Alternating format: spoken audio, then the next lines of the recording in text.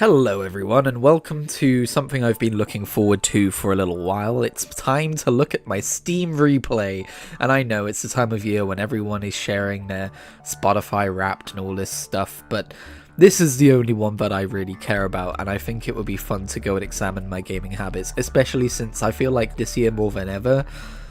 Look, I'm on a waiting list to be diagnosed for ADHD. I'm pretty certain I have it, and you'll probably agree after you see my activity. So without further ado, let's have a look at just how dire my attention span really is. Okay, this year I played 120 games, 57 more than last year, 748 achievements unlocked. What else? Okay, so these are some of the highlights of games I played this year. Cool. I'm not surprised to see Guild Wars 2 topping that, actually. Anyway.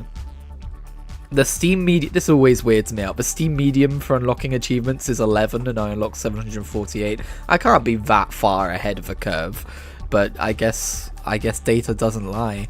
I guess just like the majority of people who use Steam use it for like a few games or one or two things. Yeah, look, the Steam median 4 games. The Steam median 6. Yeah, okay, this one's not quite so interesting. But anyway, I played 9% of my gaming time was new releases, which is funny and very accurate. I hardly ever buy brand new games, and that's actually less than average. So there you go. There's something which I'm doing less than average in. I wonder how they like categorize this. What's 8 or more years ago is a classic game, and then 71% is, yeah, that feels right. That feels about right. Oh, okay. The genre chart is interesting. I don't know why it's Lego and Dungeons and Dragons are not genres, but alright. MMORPG, it is not surprising to see that so high up. Metroidvania is certainly higher than it would have been in previous years. But yeah, that's an interesting genre infographic. Okay, my top played games. Guild Wars 2. Are we starting with number 1? I always think... Okay, I guess I'll give us a more concrete graph. But yeah, Guild Wars 2 this year I played through Heart of Thorns and Path of Fire, and the episode in between and some of the episode after. I had a really good time with it. I'm looking forward to playing more next year. It just got to a point where I was like, okay, you know, I'm starting to like enjoy this less. I'm starting to burn out on it, so I'll give it a break. But yeah, I've certainly got a lot of footage to make videos out of in terms of my time playing Guild Wars 2, so we'll do that at some point. And then Final Fantasy 16, I played, I want to say, a third of this game early in the year, and I always meant to get back to it because this is one of my favourite games that I've played this year. It's absolutely phenomenal. Like, I know all people want to talk about regarding it is, you know, the fact that they went to full-on action combat instead of turn-based in any meaningful way, and does that work for the Final Fantasy series? That's not really important to me. I'm more of a world and story first kind of a RPG gamer than I am like a gameplay first RPG gamer, but I also did really enjoy the gameplay of what I saw of it. It's all about spectacle, and it does that really well, and yeah, I really need to get back to this game because it's really good. Then we've got No Man's Sky. It just keeps getting better and better. They're right, it does. Yeah, this year they released the World's Part 2 update and the Corvette update. Those are the two main big updates that I came back and played. Although I guess I played a lot more of World's Part 2 than I did of Corvettes, but I had a good time. I love No Man's Sky, man. It's probably one of my favourite games of all time at this point. And then Lord of the Rings Online. Yes, I played a decent chunk of that in November. I've been meaning to get back to it. I know the video I did on it did very well, and people have been asking me for more of it. Again, it's an attention span thing. I am going to play more of it. I still have it installed, but I want to play more of it when I'm in the mood to play more of it, or else I'm not going to have a good time and I'm going to burn out, and it's not going to be as fun of a video. So yeah, I'm sorry that things are this way, but this is the way that they are. This is just my particular makeup of brain chemicals. Trust me, if you find it frustrating, I find it more frustrating. And then Dragon Quest III HD 2D Remake, I continued trying to make my way through this game this year. I think I've come to the conclusion that it's maybe my least favourite Dragon Quest game, just because there's still a fair amount of archaisms that remain in this remake, such as just like lack of direction or any real guidance in which order to tackle certain objectives, leading to frustration as you just hit walls of difficulty which you were not expecting to run into. And it became quite grindy. I know Dragon Quest games are grindy, but that combined with the frustration of the way the game is designed on a fundamental level did end up making me go, you know what, I'm just going to go back and play more 11 instead. So maybe I'll come back and finish this game one day, but I'm you know, I didn't pick up 1 and 2 remake when it came out this year, and it's probably because of the difficulty I had with 3.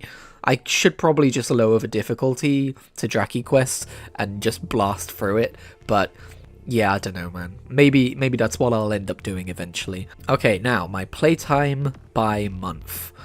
This doesn't really do too much for me, if I'm being honest. This particular statistic, I don't think that's too interesting. Although it does show... We're going to look through, like, the entire timeline in a minute, so we're not going to spend too long looking at this particular graphic. But yeah, 51% of my playtime was with a controller. That's not exactly surprising. I don't know why they bothered doing the controller thing, but sure, whatever. Interesting to know, I suppose. My longest daily streak was 27. Cool, I guess. And then, okay, this is the one that I think is most interesting. Explore the games you played this year. We've got a timeline view of every single game I played on Steam, so let's go through it. In January, I started with Grim Dawn, Spider-Man Remastered for the King 2, Titan Quest Anniversary Edition, GTA 5, that was for an episode of A Weekly Waypoint, Divinity Original Sin, Coloring Pixels, and Dragon Quest 3. As well as Necess, which was on a free weekend at the time, and Ghost of Tsushima, which I think I must have picked up in the January sales, and I wouldn't be surprised if we see more of it in February. Oh, no, we don't. Okay, so here's our first example of a game which I was really enjoying, but dropped off of playing pretty early on, just because my attention span is shit. It's the only real reason I can give you. I know for people without attention span issues, that just seems bizarre, like people don't get it, but it's literally, my brain just drops things, even if I'm in the middle of enjoying them, and it's very frustrating. Anyway, Final Fantasy 16, first started playing that was 45% of my playtime in February. I also picked up Hello Kitty Island Adventure because I do like Animal Crossing, but ultimately I didn't end up spending too much time with this, but I did pick this up on launch, so I did end up spending a decent bit on it, although I don't think it was a full price game. This was when Worlds Part 2 released for No Man's Sky. The Sims Legacy Collection did release this month as well. I actually ended up refunding this just because I wasn't playing it all that much, and I bought it on launch. Oh yeah, I did play more Ghost of Tsushima, but as you can tell, not that much. I've struggled getting into Final Fantasy IV because of the active time battle system, which I'm watching Grinding Gear, and they've also made this observation recently, and I feel very vindicated that the active time battle system is kind of weird, and it's a little strange hearing people talk about the Final Fantasy series always being turn-based when the active time battle system makes it real time in many ways. But people have some strong opinions about that, so hi, comment leaver. I'm sure you've already left that comment, if you were ever going to. And then, yeah, as you can see, I really do just play a little bit of everything in a given month. I'm all over the goddamn place. I also played... I think I launched and tried for Sims 4 after I refunded 1 and 2 just to be like, hey, maybe I can just play the free one. Nah, not for me, not for me. Then in March, I decided to start up my first ever Divinity Original Sin 2 playthrough, and I never left Fort Joy, but I did spend a decent bit of time in there. I also picked up Immortals Phoenix Rising on deep discount, and Monster Hunter Rise, I believe, as well. Brighter Shores I checked in with, which, if you're not aware, is Andrew Gower, who made RuneScape. It's his next MMO. It's, you know, people have opinions about it. I quite like it, but if we're being real, I don't think I've really touched it since March, although we'll see if that's true. The demo for Hero Quest 64, I'm very excited for this to release. Anything else here I want to talk about? I picked this up when it was on sale because I played it on Game Pass previously and I wanted to own it myself. I launched Assassin's Creed Revelations to get the achievements that they retroactively added to the game. But yeah, that's about it. Also, I guess I picked up Valheim, but I didn't really stick with it. Same with Vermintide 2. Then in April, I was watching the Devil May Cry anime on Netflix, and I didn't finish the anime. I thought it was fun, but my attention wandered. But I also decided to get the Devil May Cry HD collection and check that out. Made the mistake of starting with Devil May Cry 1, which is a very old game, and by all accounts I should not have done that. But maybe I'll try Devil May Cry 3 next. I hear I shouldn't be touching 2, but I don't know if that's a common opinion. I also discovered Space Engine, which is a fantastic program which simulates the scale of space, and you can go and explore galaxies and planets and all that stuff. If that interests you, check it out. It's wonderful. Also, I wanted to scratch the Diablo 3 itch, and I did so with Last Epoch. I believe this was before they announced that they were selling to a publisher who was gonna inject monetization and pay to win stuff and AI slop. They've also announced that they're going to be doing soon as well, so rest in peace Last Epoch. It was fun while it lasted, I guess. Picked up Tony Hawk's Pro Skater 1 and 2 on deep discount because I own it on PS4, but I don't really have my PS4 set up to play anymore, so I just wanted it here. Cubic Odyssey, I forgot I tried. That was based on like a Reddit ad, which I almost never do, but I thought, yeah, sure, let's give it a shot. And 2 Point Campus I got in last year's Jingle Jam bundle and wanted to try out, but I didn't. I ran into some stuff in that game which put me off it pretty quickly, such as running out of room to make classrooms that I needed to, and because of that I ran into a problem where I couldn't make enough money to expand or whatever. I forget what the specific problem was, but it was something along those lines. Then in May, I picked up Fantasy Life Ida Girl Who Steals Time on launch, and I was really excited to play that, and I played a decent chunk of it. Star Ocean, the second story R, was also on discount alongside Triangle Strategy. I picked up these games on sale, and Digimon Story Cyber Sleuth, and Total War Warhammer. Big spender month for me, I guess. And Temtem. And RuneScape Dragon Wilds. Yeah, I guess I must have done a lot of overtime in April, because in May I pressed that add to cart button a few times. I've been thinking about Total War Warhammer a bit lately because I didn't really try it all that much, and I own 1, 2 and 3, and I really want to play those games more. I've still yet to really play a strategy game that I've properly sunk like tens or hundreds of hours into, and I feel like Total War Warhammer is like this fun mix of, you've got like the real-time combat scenarios where you like point armies at the enemy army and have them fight and watch the simulation play out and stuff, but then on a more macro level you have this more like Civilization style of turn-based strategy game, and I think that's really fun, and I do really want to get into the Warhammer universe, and it seems like a fun way to do it. So I was playing a dwarf campaign, and yeah, it's one of those things where I'm like, it's a shame my attention span wandered, because it would be cool to spend a decent amount of time with one of these games, but I will try again in the future. Also, I wouldn't be surprised if there's more RuneScape Dragon Wilds in June. This might have launched towards the end of the month, but if not, I am mostly waiting for that game to come out of early access before I play too much of it. Then in June we had the Gex trilogy come out, and I played all the way. I actually finished a game. This might sound crazy, I finished 2 games in June. I finished Final Fantasy III Pixel Remaster, and I finished Gex trilogy's Gex Enter the Gecko Remaster. It's more of a port, but yeah, these 2 games I actually finished. So if you were wondering if I ever finish a game, yes I do, and here it is. But I also checked out Star Wars Outlaws, Squeakross, Octopath Traveler, Stranger of Paradise, Final Fantasy Origin, and I enjoyed all of these games to varying degrees and will revisit some of them. In fact, I played Squeakross just the other day. What else? Yeah, again, I tried to continue Final Fantasy IV. I'm just having trouble with it. Got some more Fantasy Life here. Yeah, there's some stuff that I just like launched and was like, so that's what that's about. But yeah. And then in July, another game I actually finished, Grid Legends, has a campaign with a story which actually isn't awful. But as you can see, Guild Wars 2 takes the fish here. I don't know if that's a saying, but it is now. I jumped back on my playthrough. I was at the beginning of Heart of Thorns, I believe, when I picked it up again. And so, yeah, I played a lot of Guild Wars 2 in July. it's the main thing that I played in July. And in August, main thing I played in August too, although I also booted Lego Batman. This is when I started getting my Batman fixation.